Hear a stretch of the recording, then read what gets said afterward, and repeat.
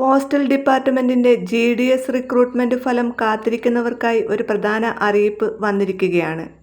Post office GDS റിക്രൂട്ട്മെന്റിന്റെ result ഇപ്പോൾ പ്രസിദ്ധീകരിച്ചിട്ടുണ്ട്. എങ്ങനെയാണ് മൊബൈൽ ഫോൺ ഉപയോഗിച്ച് വളരെ വേഗത്തിൽ റിസൾട്ട് ചെക്ക് ചെയ്യുക എന്നതാണ് ഇന്നത്തെ വീഡിയോയിൽ നമ്മൾ നോക്കുന്നത്. വീഡിയോ മുഴുവനായി കാണുക. ഇഷ്ടപ്പെട്ടാൽ ഷെയർ ചെയ്യാനും മറക്കരുത്. റിസൾട്ട് അറിയാൻ ഇതിൻ്റെ ഔദ്യോഗിക വെബ്സൈറ്റായ ഇന്ത്യ പോസ്റ്റ് gdsonline.gov.in എന്ന ഔദ്യോഗിക വെബ്സൈറ്റിൽ കയറുക. ഹോം പേജിൻ്റെ ഇടതുവശത്തായി GDS 2026 schedule second short listed candidates എന്ന ഓപ്ഷൻ കാണാം. അല്ലെങ്കിൽ നിലവിലെ നോട്ടിഫിക്കേഷൻ പേരായിരിക്കും കാണുക. അതിൽ ക്ലിക്ക് ചെയ്യുമ്പോൾ എല്ലാ സംസ്ഥാനങ്ങളുടെയും ലിസ്റ്റ് വരും. അതിൽ നിന്ന് നമ്മുടെ കേരള സർക്കിൾ സെലക്ട് ചെയ്യുക. കേരളം സെലക്ട് ചെയ്യുമ്പോൾ ഷോർട്ട് ലിസ്റ്റ് ചെയ്ത ഉദ്യോഗാർത്ഥികളുടെ ഒരു PDF ഫയൽ ഡൗൺലോഡ് ആകും. ഇത് ഓപ്പൺ ചെയ്യുക.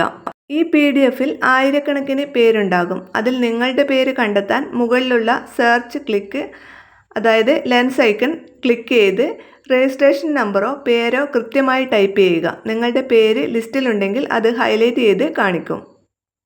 ഇനി ലിസ്റ്റിൽ പേരുള്ളവരും പേരില്ലാത്തവരും അറിയേണ്ട ചില കാര്യങ്ങൾ പറയാം. ലിസ്റ്റിൽ പേരുള്ളവർക്ക് അടുത്ത ഘട്ടമായി ഡോക്യുമെൻ്റ് വെരിഫിക്കേഷൻ ഉണ്ടാകും. ഇതിനുള്ള തീയതിയും സ്ഥലവും നിങ്ങളുടെ രജിസ്റ്റർ ചെയ്ത മൊബൈൽ നമ്പറിലേക്ക് SMS ആയി ലഭിക്കുന്നതാണ്. അതുകൊണ്ട് ഫോൺ എപ്പോഴും ആക്റ്റീവായി വയ്ക്കുക. അടുത്തത് ലിസ്റ്റിൽ പേരില്ലാത്തവർ അറിയാൻ. ആദ്യ ലിസ്റ്റിൽ തിരഞ്ഞെടുക്കപ്പെട്ട എല്ലാവരും ജോലിയിൽ പ്രവേശിക്കണമെന്നില്ല. രേഖകളുടെ പരിശോധനയിൽ അയോഗ്യരാക്കപ്പെടുന്നവരും ജോലി വേണ്ടെന്ന് വെക്കുന്നവരും ഇതിൽ ഉണ്ടാകും. ഇങ്ങനെ ഒഴിവ് വരുന്ന തസ്തികകളിലേക്ക് 2ാം മെറിറ്റ് ലിസ്റ്റ്, 3ാം മെറിറ്റ് ലിസ്റ്റ്, അങ്ങനെ 5 ലിസ്റ്റ് വരെ വീണ്ടും വരാറുണ്ട്. അപ്പോൾ അടുത്ത ലിസ്റ്റിൽ നിങ്ങളുടെ പേര് വരാൻ സാധ്യതയുണ്ട്. ആദ്യ ലിസ്റ്റിൽ ഉയർന്ന മാർക്കുള്ളവർക്ക് അവസരം ലഭിക്കുമ്പോൾ പിന്നീടുള്ള ലിസ്റ്റുകളിൽ താരതമ്യേന മാർക്ക് കുറഞ്ഞവർക്കും അവസരം ലഭിച്ചേക്കാം.